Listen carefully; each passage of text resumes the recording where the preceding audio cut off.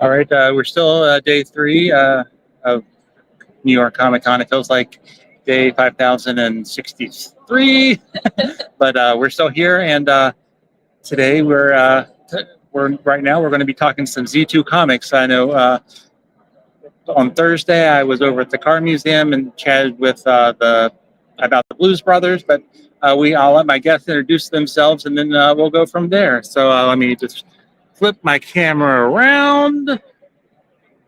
There we go. You guys can. Why don't you introduce yourself first, since. Hey, I'm Josh Bernstein from Z2 Comics, and honored to be here. Awesome. My name is Sky Sweetnam. I sing in a band called Sumo Psycho, artist musician. Okay, so let's. I guess we can start off for both of you. Can have an answer to this question. How did you get into comics, and do you remember maybe the first book you read or the one that kind of hooked you? Sure. Well, my first introduction, like really young, was like Archie comics. I remember me and my girlfriends all reading those. But as I met my partner in the band, Matt, he had like a massive collection. And one of my all-time favorites was Tank Girl, which massively has inspired a lot of the aesthetic. I was going to say I can see the Yeah, inspired a lot of my aesthetic in the band itself. Yeah, so that was a huge influence, and I went so far that instead of having a tank to drive around, I actually come from a family that is in the rock and gravel industry. So I did like an entire music video driving on a pimped out bulldozer. And I was like my version of Tank Girl. And it was pretty badass. We had like speakers all over it with like a chandelier hanging on it. So yeah, very inspired by that. It like literally directly influenced my art and the things I do with my band. So yeah. Hey, Josh. Yeah, that's incredible. Well, you have incredible taste also. We actually, I started as a comic book penciler and trained to become a comic book artist. And the first comic I ever bought is Transformers 7 with Dinobots. And I met Bob Budiansky 2 weeks ago, and I thanked him because he made that. Yeah, anything that involves all that stuff. And then we got to work with Jamie Hewlett a couple of years ago to do a Gorillas book. So 2 Gorillas books with Jamie. So yeah, I mean, his art is legendary, and I enjoyed the movie too. So let's talk about your comic. Then we can come back to the overall picture of Z2 Comics. Tell us a little bit about your project with Z2 Comics and how it came to be. I'm at a loss here. Yeah, we just met. Okay, we just met. We don't work together.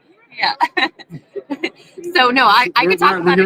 We're here on a panel together, and she's got a great new album, and then I'm at the comic company. Yeah. So we're gonna collaborate after. Okay. My mistake. I thought there was a collaboration already planned. You might be capturing like the exact. This could be like historical footage here. I love that. Yeah, I'm releasing our Band's new album on the end of this month on October 24th, and it's called Neon Void. And it's basically like our 4th record that kind of introduces this, in our kind of comic lore of our band, kind of the purgatory between the real world and what we call Psycho City, which is like where all our other music videos take place. So yeah, it's a real fun, kind of elaborate. I really love the kind of extreme, kind of almost surrealist imagery, like almost Dolly-esque kind of vibe. So I've tried to kind of work that into some of my music videos. I also produce and direct all the music videos, so I do a lot of the visual aspects of the band as well as the artwork. And there's a little bit of lore underneath everything that the super fans know about. But yeah, we're a crazy old metal rock band too. So perfect for a comic book. 100%, yeah. Well, we specialize in metal comics and stuff. I'm a lifer. After I failed as a comic book artist, I became a lifer in the metal music business. And very natural that most metal artists overlap well with comics because it's a larger than life, performance and presentation and escape from our boring day jobs and stuff. So a lot of great It's a Venn diagram that overlaps nicely of the two worlds. Horror too. You know? Yeah, and maybe I thought you guys were already had something in mind, because I know that Z2 does a lot of music collaborators with music people and music groups in Yeah, we work getting with, obviously Iron Maiden, Blondie, Jump Jet, Public Enemy. You did a Blondie one with Jimmy Palmiotti, am I correct? And Amanda. Jimmy grew up in the same building as Chris Stein from Blondie in Brooklyn. They actually grew up together. And the coolest thing is that the original design of Harley Quinn that we know of today is based on a photo of Debbie Harry. So that Amanda, so it's like a full circle moment that we hired them back to then draw the Blondie comic. That book was incredible. And we just did a local comic store day edition right now. That's how it came out like 2 weeks ago in stores.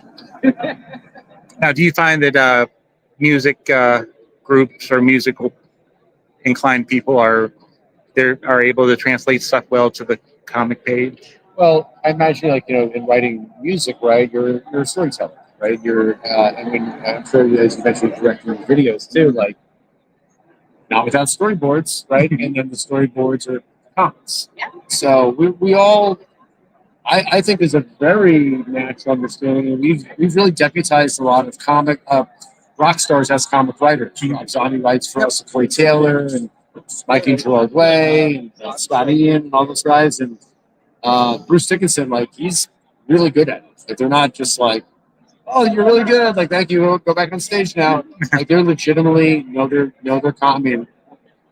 She's dropping tank girl references. She knows her stuff. So when there's that mutual appreciation, the results are incredible.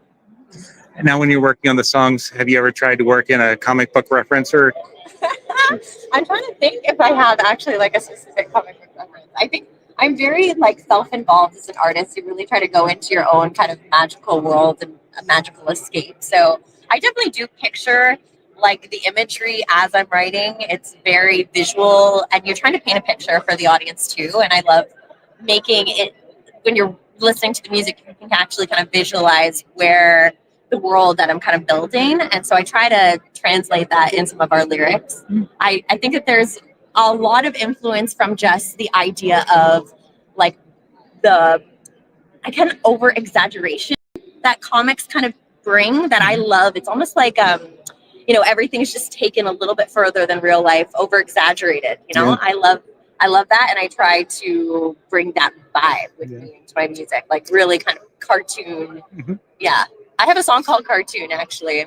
I like to live like I'm in a cartoon. Yes, I'm chasing you all around the room. I could go through the whole song, but it's like, using a lot of references to like, I guess like the old school cartoon, like bopping people over the head and killing them a million times and they're still not dead. Yeah, there I rhymed again. Yeah, as a music buff, I know you can find not a million, but there's plenty of songs that like reference Superman and stuff like that. But Donovan. Donovan, Sunshine Superman, Fight for Fighting, Crash Test Dummies. Mammo's son, T-Rex, has got Doctor Strange. Yeah. That's a good trivia question, actually. But so now if something works out and you were able to do a comic, what would your pitch be?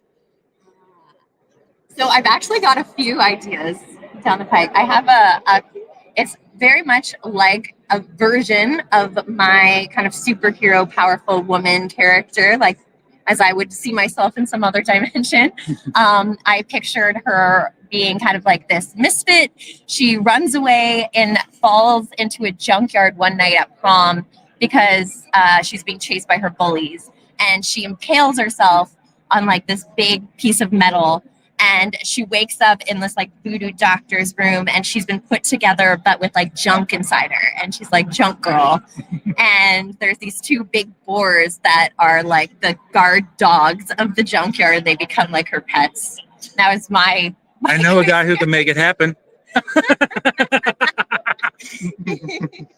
What do you, along those lines, what do you look for, to capture the vibe that you're going with for Z2 Comics? Yeah, I think the bands that have always presented themselves with great visual great visual lexicon, right? Like Bowie is like a great example, right? Like we know what he looks like. We know how to do the face paint. We know Kiss, right? Like a band with a strong design aesthetic will always work because we're just leaning into that aesthetic. And I always say I don't care about the genre, but I need to know if the lyrics will be carved into your chest. If they are, that could be jazz, that could be metal, that could be anything. But like, do you have super fans? You know, and if so, you know, we want to satiate them. But certain bands, you go, yes, Iron Maiden's going to work, right? Yeah. And other bands, you're like, I'll try this thing. We've done some that are, you know, some genres are not exactly people don't want to read about it. Certain genres of music, but for us in particular, there's 4 genres that crush every time, and that's heavy metal, face painting heavy metal, strong female singers, pop punk, and like hip hop, classic hip hop alternative. Work of the time. I know somebody you could talk to.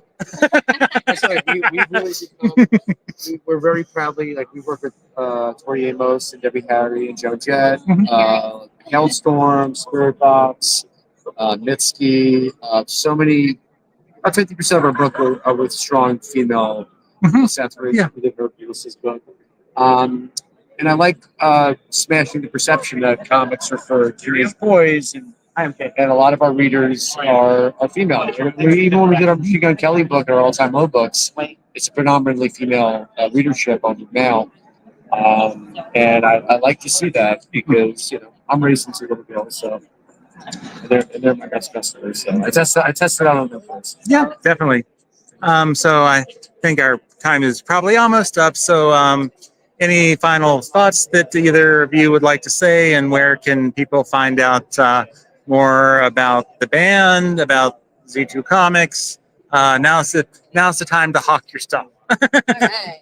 Yes, you can check our band out. It's called Sumo Psycho. It's SUMOCYCO, sumopsycho.com, or any of the social medias. You can find us there. And new album coming out October 24th.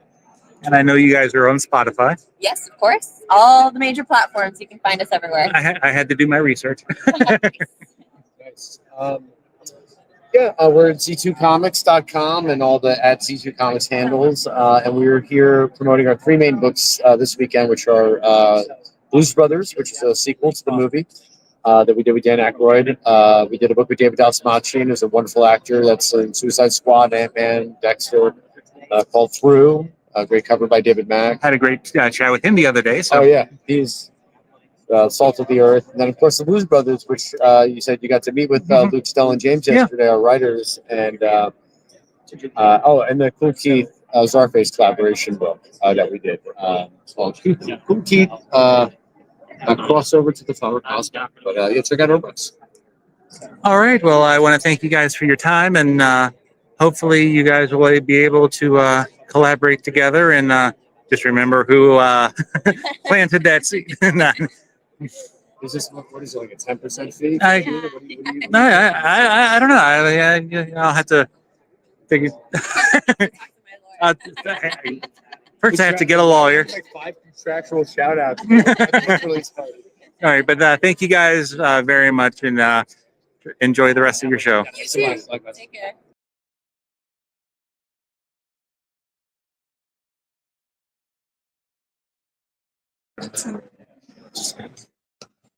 All right, we are at the Classic Car Museum here, just behind the Javits, and we're here for the Blues Brothers graphic novel.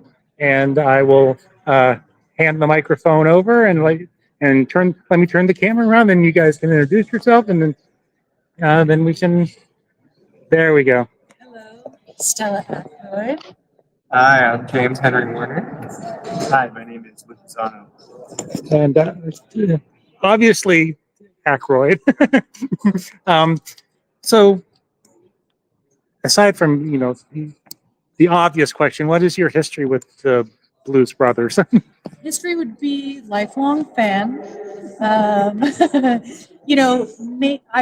People might say like, oh, well, you didn't have a choice. I definitely had a choice. My dad is not somebody that was necessarily showing me his movies. It was more that I wanted to see what everybody was talking about and why everyone was coming up to him on the street. And I loved I loved Ghostbusters. I loved The Great Outdoors. I loved Neighbors. But Close point um, blank. oh my gosh, very good. Sneakers, so good, you know. But I did, very honestly, I watched The Blues Brothers and it immediately became my favorite Mhm. movie. I was shocked to see my dad as a young, skinny man who was, dancing on his knees. And it was amazing to me. But more so than that was just the performances Mhm. of these musicians, like totally captured me. And so I would say that's, where it started for me. Next. Oh, for me? Yeah. I was just saying, I remember seeing Jake and Josh dress up as the Blues Brothers on Nickelodeon. That was my intro to these black suit wearing dancing soul men. And then I got curious, and my dad showed me the film, and it was a really wonderful experience. I love SNL, so I knew Dan and John. I love movies like Sneakers and Animal House, and he showed me a lot of those films maybe a little too early, but I just remember us laughing together at the same moments, and that was really special for me. Well, The Blues Brothers is also my favorite movie, and I play this is getting maybe a little corny, and I apologize, but it's actually true. And I think that's what's been so. Sorry, and for those who don't know me, my name is Luke. My mother was Judy Belushi. She passed away last year, and she was married to John, and was very much a steward of the Blues Brothers for many years. And I think just my love for it came through her, came through knowing Danny, and I think just like thinking, like just being so blown away by the, like I think Stella said, the talent in the movie. And man, it's just so likable, I guess. I just feel like it's like timeless. And as there was a minute there where I was a bit worried, like in 2019, 2020, when I was like, did this age okay? And I think it did. And I think that is really actually like impressive and very like for that era. And the reason why it holds up is just such great music, such great performances, and just the brilliance of, I think, Dan and John just still hold up to this day. So tell me a little bit about the graphic novel. This is, Luke and Judy sort of spearheaded this and were looking to continue the story and looking for a place to maybe find a new home for these characters and continue to share them with the world. And it came across my desk as, C2 was interested in doing a comic book, and it worked on many different levels. We've said it before, but Jake and Elwood are kind of comic book characters. I love that they can have a building fall on them and they can dust the bricks off of their shoulders. That was a major moment. James is a comic book lover, and we brought him on, for that expertise, among many other. And so that was really exciting. And another part is, we wrote this book for all ages. And in the same way that the original movie was a celebration of African American heritage and wanting to share these artists that some of them careers were not going very well, and revitalize this genre of music and just how cool it is. We wanted to do the same for the book. In the book, and we celebrate Chicago and the blues of these characters. And what else can you ask for?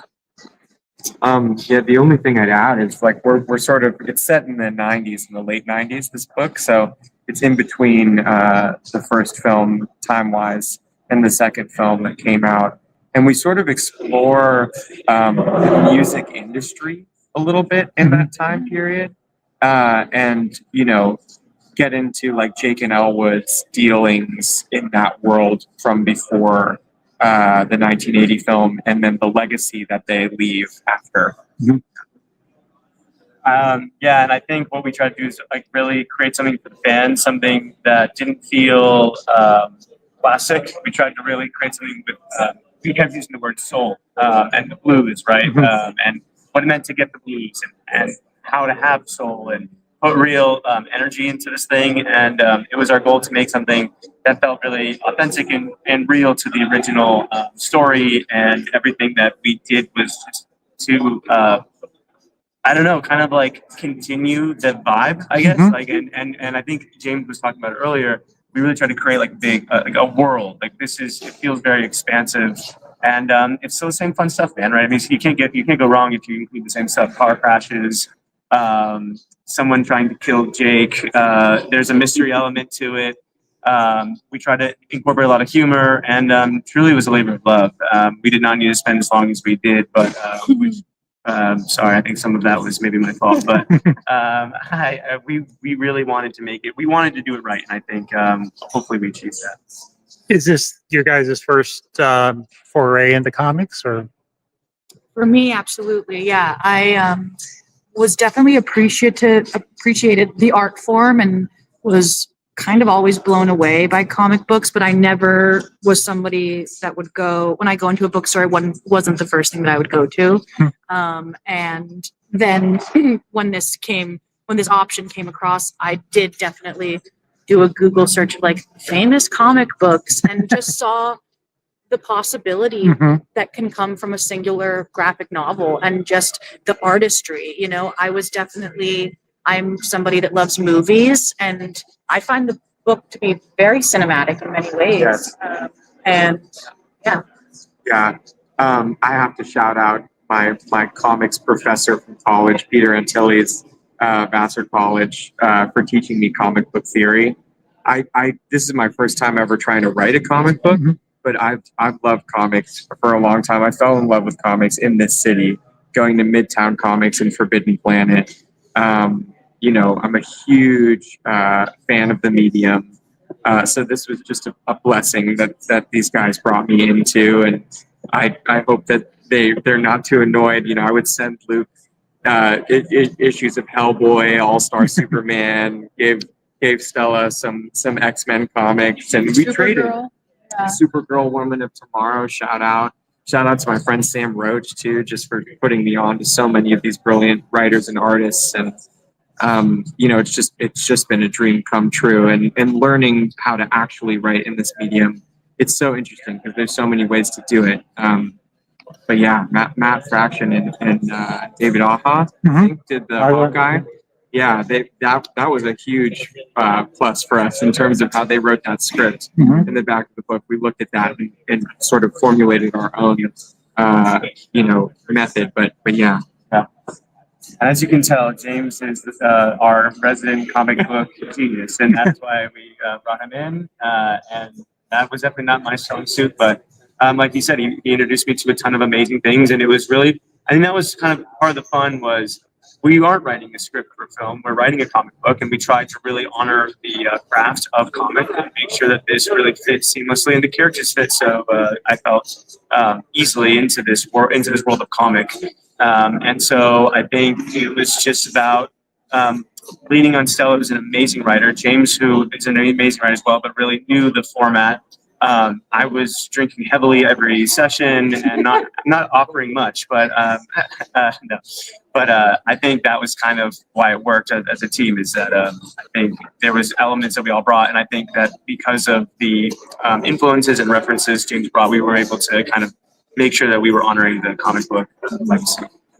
And as for the artists on the book, did Z2 kind of pick them, or did you guys have some sort of input into the style or, you know, the direction you wanted to go? We definitely, I think, from the comic books that mainly James had shared with us, we said, you know, we like these styles and we like these styles for the story and the characters, and maybe won't do something like this. And then for sure Z2 helped us and said, okay, well, here are some artists that we've worked with, and here are some, you know, people that we haven't worked with, but, you know, if you're interested, we can reach out to them.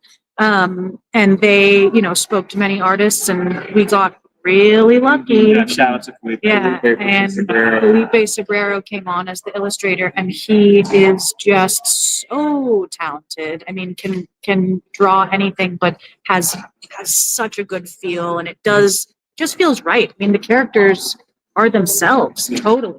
You know, it's just a total other iteration. Yeah. I would add is, like, it was a tall order what we were looking for. We needed someone who had their own definitive style, but we needed someone who also was well versed in a lot of other styles. You know, a huge reference was The Legends of Country and Blues by Art Crumb. Yeah. And Genesis by Art Crumb, which is actually something Stella lent me. And Felipe is like the most capable. We are blessed that to have him on board.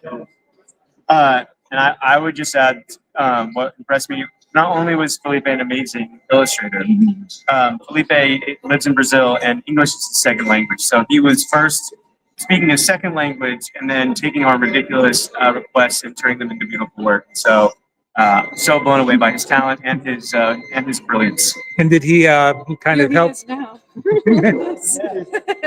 Not really. Coming in on a forklift. That is not, we wish that was. Sorry, what were you Did he kind of help you guys give you guys directions and feedback on like pacing and panel layout and stuff like that? Well, we leaned on the team to see too. They did an incredible job with a lot of that stuff. But you're right. I think his expertise definitely helped us keep reeling in. I think a lot of times he was like, "This doesn't make sense." And we were like, "Okay."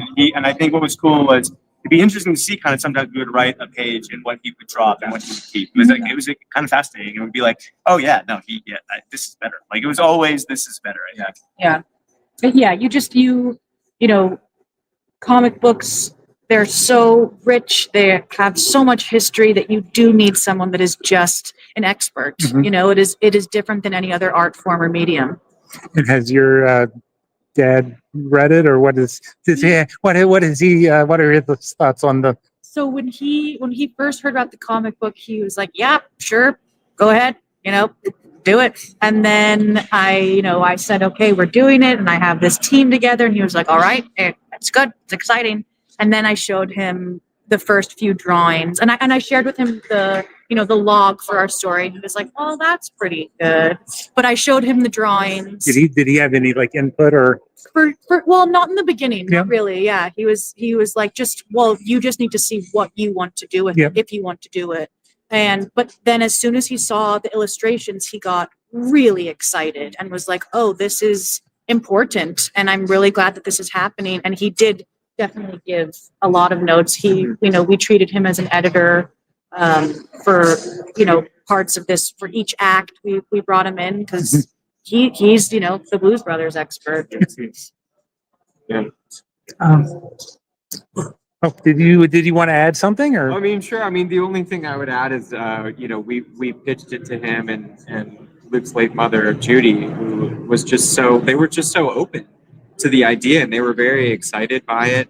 And we sort of got their blessing on it and got permission from Dan to sort of take the story in our own direction, which was really liberating as artists, I'd say, new writers to the medium to just be like, yeah, take it in the direction you want to take it. Yes, I think it was really interesting working with Dan and seeing how his mind worked was so incredible, and like he put a lot of his thoughts into the story. I'm sorry, it's lots. We're in What is it this time? Yeah. This time it's a coffin or body stack. It fits right in with what we're talking about.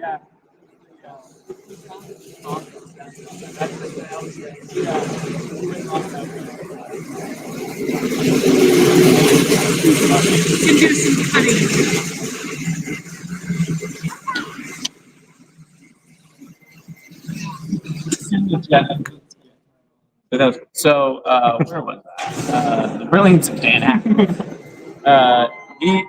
He's brilliant, and I love him. That's who you want. Yeah. Any plan? Is this a one-off, or any plans to kind of continue on telling see how this one does and continue on telling the story? I fully believe that in another alternate dimension, these characters are, on adventures and going on. It is a fruitful world. Mhm. Of course, there are many options, but I think we are just proud to get this book out to the world, and out of our hands, and onto your bookshelves, hopefully. And you let us know. Yeah. And you guys have a favorite part of the book, or favorite moment in the book? I have a few. There's a scene in the cemetery that I really love, and I pulled a scene setting from the House of Blues. which is like the Hall of the Greats, was there, and put that in the book. And there are many. I would say that's one of my favorites too. I'm just gonna say one word, and you're gonna have to read the book to understand this. No.